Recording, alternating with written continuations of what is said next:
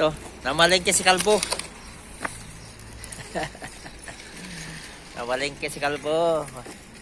Pang budget na naman sa ating biyahe. Nandito tayo sa Germany. Dito na tayo namalengke. Kaya naglakad tayo ng 1.9 kilometer. Yan, si Kalbo. Ito yung ating pinamili. Nandito tayo sa Lidl. Ito, sa Lidl tayo namili.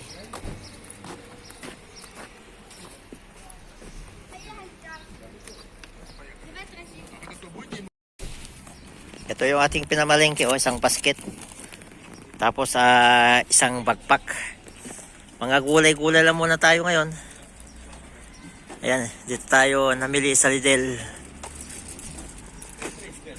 Madaming mga mapamili dito. Kailangan wala lang yung ibili.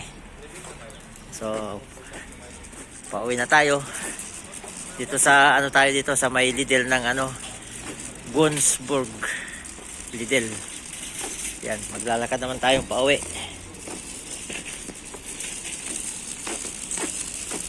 Wala tayong sakay eh. Kaya maglalakad-lakad naman tayo ng mahaba-haba, 1.9. Ayan yung ating pinamilihang supermarket, Lidl. So ito, isang bayong na mga gulay ang ating binili ngayon. Bilisan na tayo ng isda, kailang napakamahal.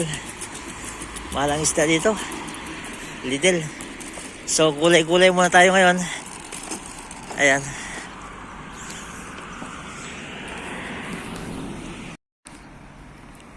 Ay maglalakad-lakad pa tayo ng medyo mahaba-haba, 1.9 kilometer. Pauwi sa ating truck sa may sa may Shell Auto Hop. Namalengke lang tayo dito ng mga mailuluto. Yung kasama ko ando lang sa loob ng ayaw maglakad-lakad yun, baka mabinat. Ito, ang gaganda ng mga bahay dito. May bisikleta akong dala-dala dun sa aking truck. Kaya lang ayaw kong mag-bike kasi pag bike lang kasi wala tayong mabibili. Tsaka yung daan dito palusong pahon. Kaya buti na lang may nito ako. Yan nagagamit natin. Buti nakabili tayo sa Sweden noon. Yan mga kabahayan. Parang Baguio style, Baguio Philippines. Yan ang ganda dito, Germany. Kailangan cost of living dito talagang mahal.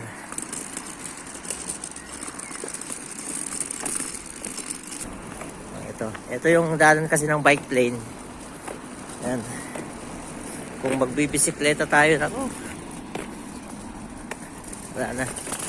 Yan, paahon tayo. Ang ganda ng paligid talaga maliwalas ang panahon. May kalamigan pa rin konti, lalo pagkagabi malamig pa din siya. Ayan.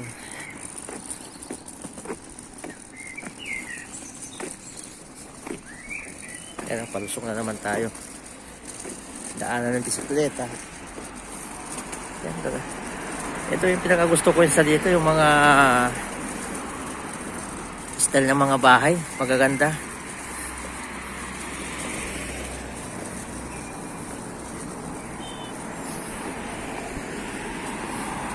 Kakaiba talaga yung klima at saka tanawin sa ibang bansa. Baka mahulog tong panayhuni na ng ibon. Mga dito mag-iingay. Ito, malayo pa yung ating pupuntahan. May isang kolega din doon na naglalakad sa may unahan natin.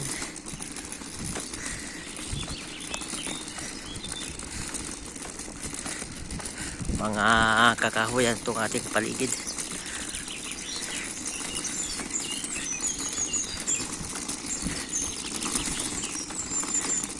Buti na lang ito. May gulong tong ating tutulak. Laking pakinabang natin to.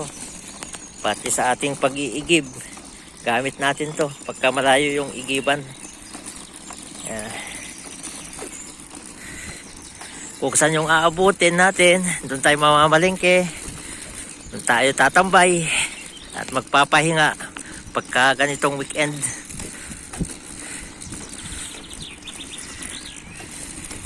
Tsaga-tsaga lang muna hanggang may buhay, may pag-asa.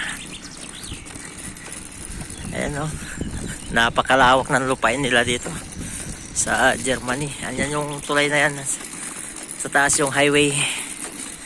Diyan, gigilid na ulit tayo dyan.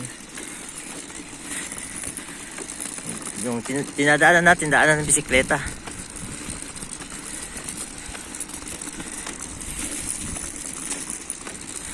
Medyo lumawas na si Haring Araw. Kailangan klima, klimang bagyo talaga. Malamig pa din yung hangin. Tama lang, kakayanin ng ating balat. Ayun, dami ng mga sasakyan sa taas.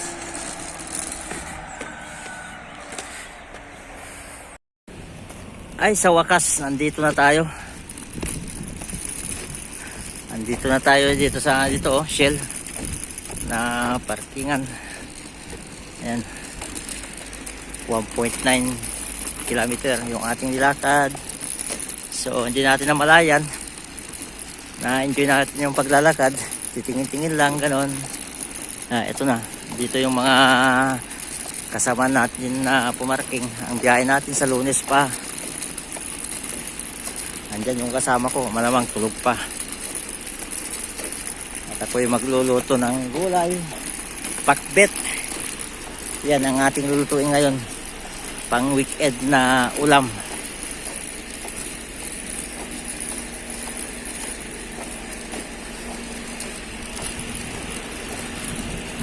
Yan yung ating kabayo, yung kulay-pula dyan.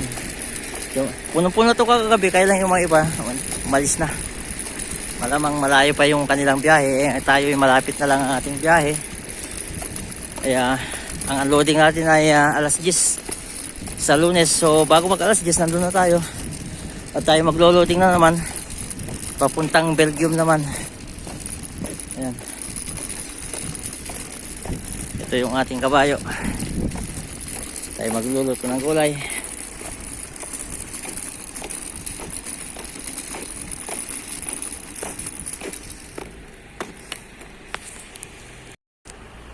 Nandito na tayo mga kabayan, mga kolega, sa ating